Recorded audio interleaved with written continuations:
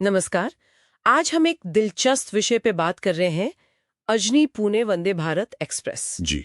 ये भारत की सबसे लंबी दूरी की वंदे भारत सेवा है, करीब 882 किलोमीटर। हाँ, काफी लंबा रूट है।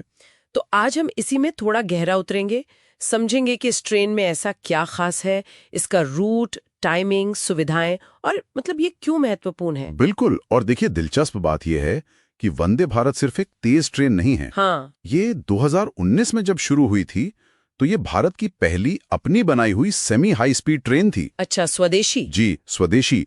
और ये इंडियन रेलवेज के पूरे नेटवर्क को मॉडर्न बनाने की एक बड़ी कोशिश का हिस्सा है। तो ये जो अजनी पुणे रूट है, ये उसी दिशा में एक अहम कदम है। तो ये ट्रेन जिसका नंबर है 26102, 26101, ये महाराष्ट्र के दो बड़े शहर अजनी यानी नागपुर, हाँ, नागपुर के पास, और पुणे, इनको जोड़ती है। सुना है हफ्ते में 6 दिन चलती है, सोमवार अजनी से नहीं और मंगलवार पुणे से नहीं। जी बिल्कुल। लेकिन ये सिर्फ 2 पॉइंट्स को जोड़ना नहीं है, इसका एक रणनीतिक महत्व भी है। वो क्या मतलब, कैसे? देखिए, नागपुर एक बहुत बड़ा लॉजिस्टिक्स हब बन रहा है और पुणे तो खैर आईटी और मैन्युफैक्चरिंग का गढ़ है ही। हाँ, ये तो है। तो इन दो इकोनॉमिक सेंटर्स को जोड़ना, वो भी एक प्रीमियम लंबी दूरी की सेवा से, ये शायद रीजनल इकोनॉमिक इंटीग्रेशन को बढ़ावा देने का एक सोचा समझा प्रयास है। अच्छा। और ये जो सबसे लंबी दूरी वाली बात है ना, ये वंदे भारत प्लेटफॉर्म की क्षमता भी दिखाता है कि हाँ, ये इतनी दूरी तय कर सकती है। सही कहा। अच्छा, अब यात्रा पर आते हैं। लगभग 12 घंटे लगते हैं ना? जी, 12 घंटे के आसपास। अजनी से सुबह करीब 9:45 बजे चलती है और रात 9:45 बजे पुणे पहुंचती है। और वापसी में पुणे से सुबह 6:15 बजे चलकर शाम 6:15 बजे अजनी। मुझे एक बात थोड़ी हैरान करती है। कहते हैं कि ये ट्रेन 160 किलोमीटर प्रति घंटा तक जा सकती है। जी, टॉप स्पीड है वो। लेकिन औसत गति, एवरेज स्पीड सिर्फ 73 किलोमीटर प्रति घंटा के आसपास है। इतना फर्क क्यों? हाँ, ये एक अहम पॉइंट है। देखिए, इसकी कई वजहें हैं। एक तो रास्ते में स्टॉप्स काफी हैं।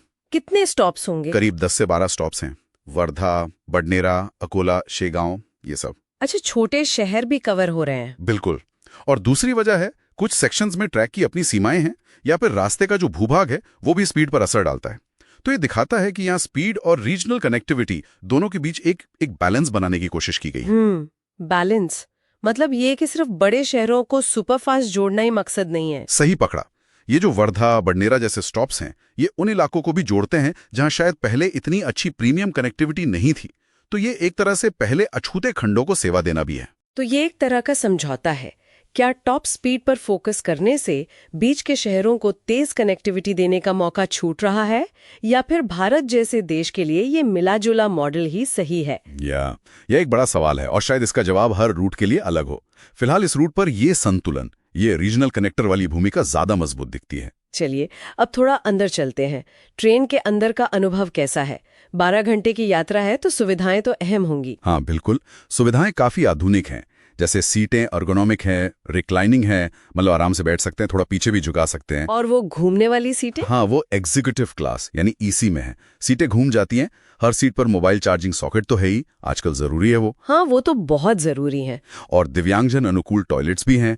2 तरह की क्लास हैं, एग्जीक्यूटिव चेयर कार ईसी और एसी चेयर कार सीसी। और सुरक्षा के लिहाज से क्या इंतजाम है? हमने कवच सिस्टम के बारे में सुना है। जी, सुरक्षा पर काफी जोर है। कवच तो है ही, जो भारत की अपनी टक्कर रोधी प्रणाली है। अच्छा। इसके अलावा कोचों के बीच जो गैंगवे होते हैं वो पूरी तरह सील बंद है। इससे आवाज कम आती है और सुरक्षित भी रहता है। दरवाजे ऑटोमेटिक हैं। हर कोच में सीसीटीवी कैमरे लगे हैं। आग से सुरक्षा के लिए भी बेहतर इंतजाम है, जैसे एरोसोल बेस्ड सिस्टम, और कई इमरजेंसी फीचर्स भी दिए गए हैं।